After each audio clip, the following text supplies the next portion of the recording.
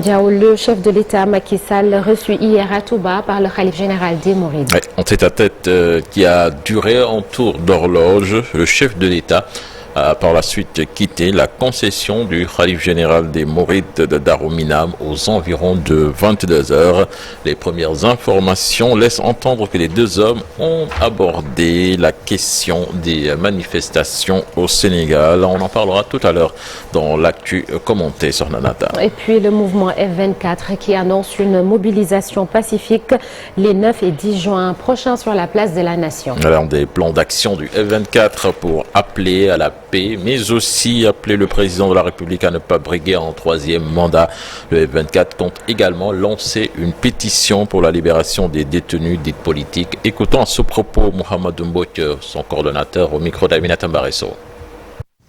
F24 informe l'opinion nationale et internationale de la saisine sans délai de la CPI et de toutes les instances internationales appropriées afin que les nombreux crimes commis depuis 2021 ne restent pas impunis. F24 invite les Sénégalais à signer la pétition, à se mobiliser et à participer massivement aux séries de manifestations pacifiques prévues dans son plan d'action, dont les premières auront lieu les vendredis 9 et samedi 10 juin 2023. Il s'agira de la part de tous les citoyens, soucieux du triomphe de la vérité, de se mobiliser pour manifester leur engagement pour la paix et la satisfaction des points constitutifs de la charte de F24. La paix avant tout, la paix au-dessus de tout, la paix adossée à la vérité surtout. Voilà ce que... La société civile réunie autour de SOSP va dans les plus brefs délais rencontrer le chef de l'État et le leader de PASTEF, Ousmane Sonko, en vue de faciliter une sortie de crise définitive. Face à la presse hier, la synergie des organisations de la société civile a invité les deux principaux protagonistes des événements malheureux à se parler. SOS attend du président Sall une déclaration pour rassurer les populations. Alassane Ba et Amadou Ba ont assisté à la conférence de presse. La société civile ne compte pas rester les bras croisés face à la situation de crise que traverse le pays. SOSP, synergie des organisations de la société civile mise sur pied, a élevé la voix pour regretter les violences et les pertes en vies humaines, mais également pour appeler au calme. Mettons les différents protagonistes, notamment le gouvernement et l'opposition, devant leurs responsabilités.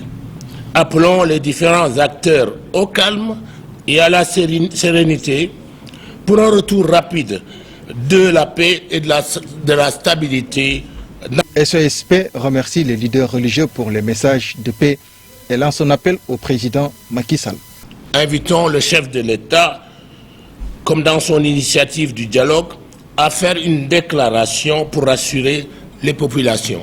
Exhortons le gouvernement à tout mettre en œuvre pour restaurer l'ordre et la sécurité des personnes et des biens dans le strict respect des droits de l'homme. Invitons les acteurs de l'opposition et le pouvoir à privilégier un dialogue franc. Ces acteurs de la société civile plaident la nécessité de réduire la population carcérale. En libérant les détenus de délits mineurs ou d'opinion. Mais aussi le rétablissement de Internet. La société civile appelle à un dialogue direct entre le président Macky Sall et le leader du PASTEF, Ousmane Sonko. 3 morts en 3 jours de manifestation, rien que des jeunes âgés de moins de 30 ans. Guinaw Rail pleure ses morts. Ibrahim Drago, Bassirou Sarr et Ismaël Traoré, tous ont perdu la vie après avoir reçu des balles.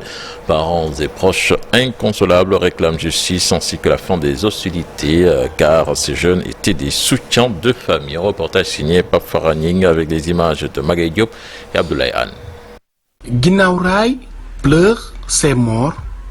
3 jeunes de ce quartier populeux de la banlieue dakaroise tués lors des manifestations. Ici au quartier Yakar, nous nous sommes rendus au domicile de Ibrahima Drago. Le jeune a reçu 3 balles. dama bëgg ñu bàyyi rey bi da ñun tey mënuñu amaat taaw kenn mënu kaa juraat mënoo juraat taaw nit amoo lu dul sa taaw. Le médecin bi dem moo ko laajee mu ne carrément 3 balles la dañ ko dóor bal ci ginnaaw ak ñaari bal ci tànk yi te évidemment boo xoolee photo yi tamit nga gis bal bi ñu ko dóor ci ginnaaw parce que booy bi ci dara sax la tëdd. Non loin de chez lui au quartier Mangogui, ces jeunes sont inconsolables.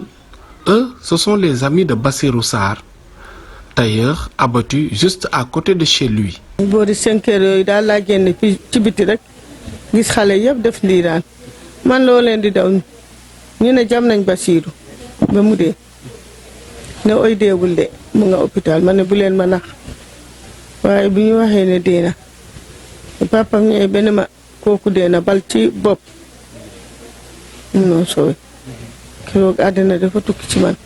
buñ liggéeyul ñoo ngi fii toog chaque jour fi lañ toog ñooy teg caañ. Un autre quartier, un autre drame, chez les Traoré à Dego. Ismaïla Traoré a succombé après avoir reçu une balle à la tête. Depuis, sa maman est admise à l'hôpital, témoignent ses proches. benn pick-up bu weex la bu weex tàll nii ñu ñëw gis booy toog foofu rek ñu ñëw foofu taxaw rek booy daw ñu wàcc rek dóor taratatata peut-être wàcc ñu oto bi dañoo ñëw rek dóor taratatata rek tëjaat dem affaire bi foor nag xam naa waa koñ loolu la ñu dégg nag mais bëgguñu génn quoi ndax xamuñ lan moo xew la ñun si lañ toogee ñun toog na bu ñu tiiree ñëw nañ mais gisuñu kenn après si lañ dugaatee benn gaan ñëw foofu ne am na seen benn booy bu daanu fee waaw man dafa wax loolu noonu rek ma xalaat ko quoi parce que man gisoon naa ko muy da léegi si laa dawee nag ñëw fekk ko fa gisoo mu tëdd foofu noonu si laa jëlee sama pile bi muur ko si bopp bi. moo tax ñun buñ ko tiimee ba xalaat wax yu mu doon wax rek dañ naan ñun tooñ nañ ñu ba pare rey ñu. En attendant de récupérer les corps des victimes, toutes ces familles vivent des moments difficiles car elles ont perdu des soutiens de famille dans des violences politiques meurtrières. Et toujours les conséquences de la situation trouble dans le pays. Le consulat du Sénégal à Milan a été mis à sac par des manifestants. Et le consul Mamadou Lamine Diouf, qui était au Sénégal au moment des faits, a repris les airs pour aller constater les dégâts et porter plainte contre les personnes impliquées dans cette affaire. Des éclairages dans cet élément signé Mamadou Fall et Mardia. Venu au Sénégal pour des congés de quelques jours, le consul du Sénégal en Italie est obligé d'écourter ses vacances pour aller rétablir l'ordre dans son ambassade. Les manifestants sénégalais ont presque tout détruit. C'est pas que les gens vont entrer à l'intérieur du consulat. On avait avisé aussi la police et qui était là-bas ce matin, depuis ce matin, devant le consulat. Mais malheureusement, avec la foule, il y a des Sénégalais qui sont passés par derrière. Ils sont escaladés les barrières, ils sont passés par derrière, ils ont défoncé la porte, ils sont entrés au niveau du consulat. Le premier bureau qui était devant eux, c'était le bureau de l'état civil. Ils ont saccagé les machines, ils ont saccagé les données de l'état civil.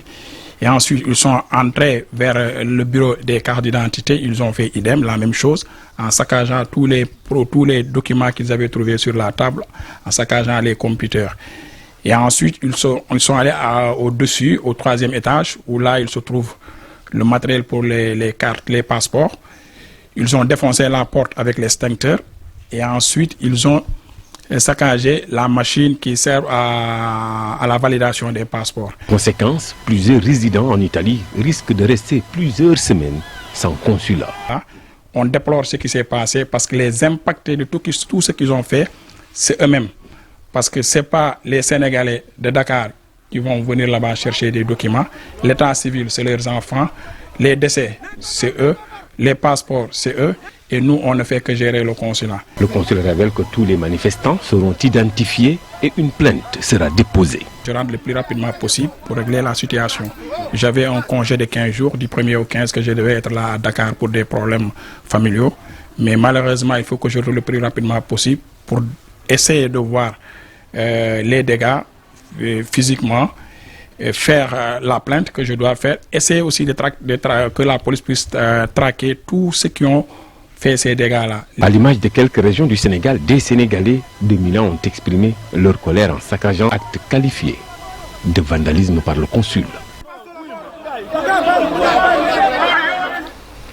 Des images regrettables. Le réseau des entreprises du secteur des technologies de l'information et de la communication annonce une plainte contre les 3 opérateurs de télécom devant le tribunal de la CEDEAO. Cela fait suite à la rupture observée dans le réseau d'Internet mobile au Sénégal. Doristic annonce donc que ces restrictions ont occasionné un préjudice commercial qui s'élève à près de 12 milliards de francs CFA sur la Nathan. Merci beaucoup, cher Tidiane Dia. Rendez-vous tout à l'heure pour la version Wolof de l'actualité nationale et ce sera sous forme de brève. Alors comme hier, à la place de la rubrique Un jour au Sénégal, un jour dans le monde, nous vous proposons un document, un témoignage plus précisément du père d'une des victimes des manifestations, Fallou Sall, âgé de moins de 17 ans, qui est décédé après avoir reçu une balle.